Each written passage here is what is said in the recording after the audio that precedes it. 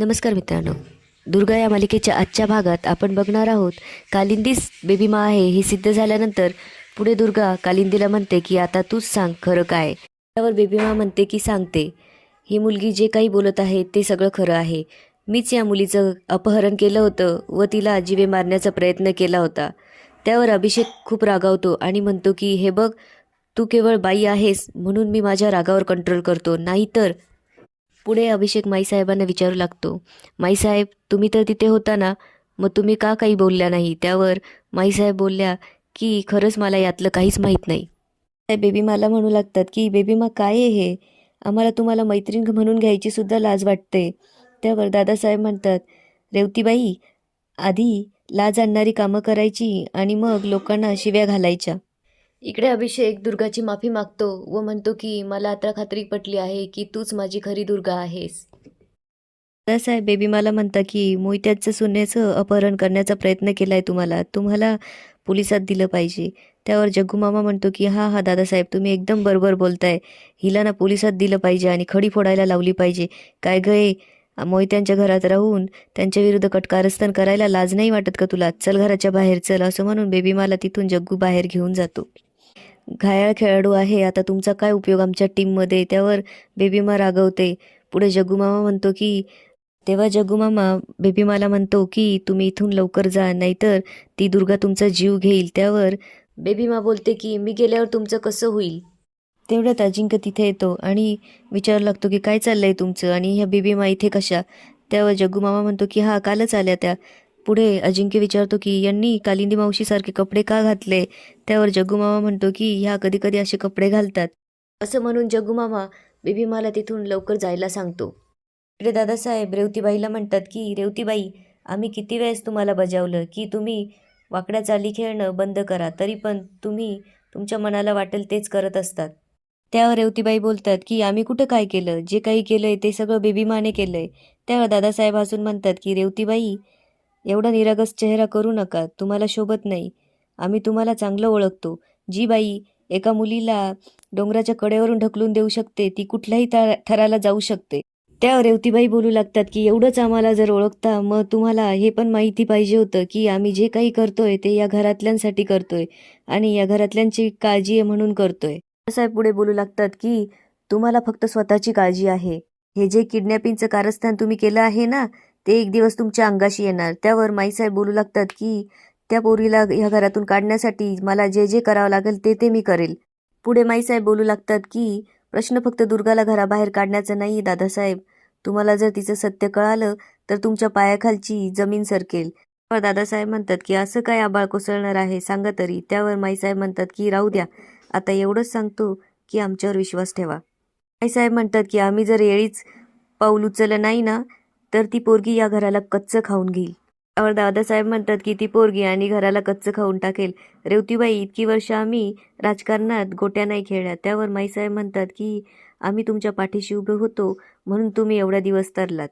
आता जरी तुम्हाला आमचं एक सत्य कळालं असेल तरी तुमचे पण हात दगडाखाली आहे दादासाहेब, हे विसरू नका. अवंतिका विचार करू लागते की बेबीमाचं सत्य सगळ्यांसमोर आणलंय ह्या दुर्गाने, आता पुढे काय होणार. जो डाव पुण्यात अजिंक्य तिथे येऊन अवंतिकाला विचारू लागतो की बाहेर काय पाहिलंय मी. जग्गूमामा त्या बेबीमाला घेऊन गेलाय. त्यावर अवंतिका म्हणते की असेल, मला काय माहिती त्यातलं. पुढे अजिंक्य म्हणतो ती तर घरातनं बाहेर गेली होती, मग परत घरात कशी आली. त्यावर अवंतिका म्हणते की मला काय माहिती, मी घेऊन आले की त्यांना घरात, आणि त्या माईसाहेबांच्या मैत्रीण आहे ना, मग माईसाहेबांना जाऊन विचारा. त्यावर अजिंक्य म्हणतो की तुझं आणि माईसाहेबांचं काय गुळपीट चालू आहे मला माहिती आहे. अजिंक्य अवंतिकाचा हात धरून म्हणतो की सांग मला घरात काय चालू आहे सध्या, माईसाहेबांनी बेबी मला घरात का आणलं होतं, तुमचं काय प्लॅन आहे सगळं सांग. त्यावर अजिंक्य म्हणू लागतो की सांग बेबी मा का आली होती. अवंतिका म्हणते की तुम्ही मला का विचारताय घडघडी, माझा काय संबंध याच्याशी. त्यावर अजिंक्य म्हणतो की काय संबंध, आता माझ्या लक्षात येत आहे हळूहळू सगळ्या गोष्टी. माईसाहेबांनी तुला हार का दिला होता. त्यावर अवंतिका घाबरते व त्या अवंतिका सगळी झालेली हकीकत सांगू लागते की माईसाहेबांनीच मला हाताशी धरून त्या दुर्गाला घराच्या बाहेर काढण्याचा प्लॅन केला होता. त्यावर अजिंक्य म्हणतो की तू एवढ्या खालच्या थराला जाशील असं वाटलं नव्हतं. त्यावर अवंतिका बोलू लागते की माईसाहेब मला बोलल्या होत्या की आम्ही सांगितलेलं तुम्ही केलं तर आम्ही तुम्हाला साखर कारखान्याचा डायरेक्टर बनवू. त्यावर अजिंक्य बोलतो की माईसाहेब नागिन आहे, त्यांच्यावर विश्वास ठेवू नको. त्या तुझा उपयोग करून तुला सोडून देतील. अभिषेक दुर्गाची माफी मागू लागतो. Durga, I am really sorry. मी पहिल्यांदा आयुष्यात तुझ्यावर अविश्वास दाखवला, ते पण दुसऱ्याच्या बोलण्यावर इन्फ्लुअन्स होऊन.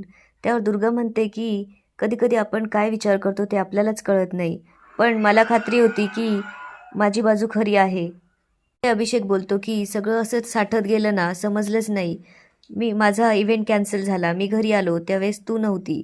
तेवढ्यात गौरी पण येऊन सांगू लागली की आईची तब्येत बरी नसतानाही तू तिला भेटायला गेली नाही. त्यावर दुर्गा म्हणते की हेच मी तुला केव्हाचं सांगण्याचा प्रयत्न करते की त्या किडनॅपिंग नंतर मी आईला भेटायला गेले होते, पण आईने आणि गौरीने मला ओळखलं नाही आणि आईने तर माझ्या गळ्यातलं लॉकेट तोडलं आणि मला गौरीने हाताला धरून घराच्या बाहेर काढलं. त्यावर अभिषेक म्हणतो की काय, गौरी एवढं टोकाची वागली? त्यावर दुर्गा म्हणते की होय, पण हे सगळं गैरसमजुतीमुळे झालंय. पुढे अभिषेक बोलू लागतो की दुर्गा, मला असं वाटतंय की आपण लवकरात लवकर काकूंना इथे घेऊन येऊ, कारण दिवसेंदिवस त्यांची तब्येत खराबच व्हायला लागली आहे. हे ऐकून दुर्गा अभिषेककडे बघू लागते व म्हणते की एवढ्यात नको. अभिषेक म्हणतो की का, त्यांना सांभाळण्याची जबाबदारी खरं तर आपल्या दोघांची आहे. त्यावर दुर्गा म्हणते की मला तुझी काळजी समजते, पण आत्ताच नको. त्याआधी तुला मला एक खरं सत्य सांगायचंय, पण तुझा माझ्यावर विश्वास आहे ना? त्यावर अभिषेक म्हणतो की अरे यार दुर्गा, याला काही अर्थ आहे का? किती वेळचा मी तुला सॉरी म्हणतोय. दुर्गा म्हणते की अभिषेक तसं नाही रे, पण खरं ऐकल्यानंतर जर तुझी चिडचिड झाली आणि तू पुन्हा माझ्यावर अविश्वास दाखवला तर. त्यावर अभिषेक विचारू लागतो की एवढं सिरियस काय आहे? त्यावर दुर्गा म्हणते की आहेत काही गोष्टी, वेळ आल्यावर सांगेल. इकडे रेवतीबाई झालेल्या गोष्टींचा विचार करत असतात. तेवढ्यात जगूमामा तिथे येतो. बोलू लागतो की तायडे, तुझी जन्मपत्रिका मला दे. त्यावर रेवतीबाई म्हणतात की काय, कशासाठी?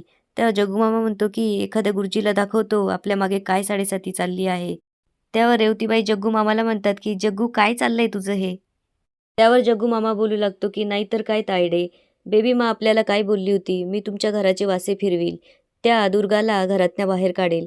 तसं झालं का? उलट दुर्गानेच त्या बेबीमाची विकेट पाडली. त्यावर रेवतीबाई म्हणतात की मला तेच समजत नाही, एवढीशी पोरगी बेबीमाच्या प्लॅनिंगमधून बाहेर कशी पडली. पुढे जग्गूमामा रेवतीबाईला सांगू लागतो की तुला माहिती का तायडे, मला बेबीमा बोलली होती की ती पोरगी साधीसुधी नाही, तिच्याकडे देवीची शक्ती आहे. आईसाहेब म्हणतात की आता या दुर्गाला काय आपण देवीचा अवतार मानायचा का? पुढे माईसाहेब बोलू लागतात की आम्हाला तर आता नवीन डोकीदुखी झाली आहे. अभिषेकना खात्री पटली की हीच त्यांची दुर्गा आहे. असं झालं म्हणजे आपल्या सगळ्या प्लॅनवर पाणी पडेल ना रे. हीच भीती होती मला तायडे. अभिषेकला जर पटलं ना हीच दुर्गा आहे, मग आपण कितीही आदळापट करून काही उपयोग होणार नाही. त्यावर माईसाहेब बोलू लागतात की पण एक गोष्ट करता येईल जग्गू. अभिषेकना ही पोरगी खरी दुर्गा वाटते ना, मग आपण खऱ्या दुर्गाची खरी गोष्ट त्यांना सांगायची. त्यावर जग्गू मामा बोलतो की म्हणजे ओरिजिनल दुर्गाच्या ओरिजिनल फादरबद्दल सांगायचं. त्यावर माईसाहेब म्हणतात की नुसतं सांगायचंच नाही, तिखट मीठ लावून सांगायचं. इकडे साळुंके दादासाहेबांना भेटायला येतो. त्यावर दादासाहेब म्हणतात की काय साळुंके, आज फोन न करता आलात? त्यावर साळुंके म्हणू लागतो की खबरच तशी आहे दादासाहेब. आपण ज्या मोबाईलचा शोध घेत होतो त्या मोबाईलच्या सिम कार्डच्या ओनरची ओळख पटली आहे. शांताराम गवस त्या माणसाचं नाव आहे. त्यावर दादासाहेब विचार करू लागतात की शांताराम गवस कोण आहे हा? दादासाहेब साळुंकेला विचारू लागतं की तुम्ही तर म्हटला होता की त्या मोबाईलचं लोकेशन आमचं घर आहे, मग ह्यो व्यक्ती आमच्या घरात आला होता की काय? त्यावर साळुंके म्हणतो की कदाचित असंही असू शकतं दादासाहेब. जो कोणी व्यक्ती हे करत आहे त्या व्यक्तीला आपल्यावर संशय येऊ नये म्हणून त्या व्यक्तीने याला हाताशी धरलं असावं.